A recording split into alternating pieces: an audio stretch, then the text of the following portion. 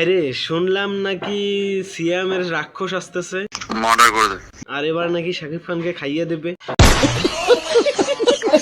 তো বিষয়টা মানা যায় না, हे भगवान तेरी लीला अपरंपार है। কোনোভাবেই মানতে পারতেছি না। আর রাক্ষসের একটু টিজার এসেছে আর রিয়েকশন করব না, তা কেমন করে হয়, তাই आइए देखते हैं बैठचंद मजा आएगा। না? তো দেখা যাক যে আসলে কতটা পারছে, কতটা ইফেক্ট ফেলতে পারছে শাকিব খানের এবং শাকিবিয়ানদের উপর। চলেন দেখে আসি। आइए देखते हैं बैठचंद मजा आएगा। ঈদুল ফিতর, ঈদুল ফিতরে আসতে যাচ্ছে ভাই, বিশ্বাস করেন সিএম এর কাছ থেকে এটা আশার বাইরে। আপনি যেটা শাকিব খানের কাছ থেকে আশা করেন তার থেকে আলাদা, তার থেকে ডিফারেন্ট। নিশ্চিত নিশ্চিত শাকিব খানের সঙ্গে টেক্কা দেওয়ার মতন একটি সিনেমা নিয়ে আসতেছে সিএম।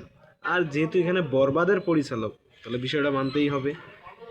এবং দেখা যাক। সিরিয়াসলি রে ভাই, বিশ্বাস করার মতো না। আসলে রাক্ষস সিনেমার যে টিজারটা হয়েছে মাইন্ড ব্লোয়িং। আর এখানে যে একটা কি ভালোবাসা, মানে একটা মিউজিক দেওয়া হয়েছে, ভালোবাসার একটা মিউজিক, আউটস্ট্যান্ডিং আউটস্ট্যান্ডিং।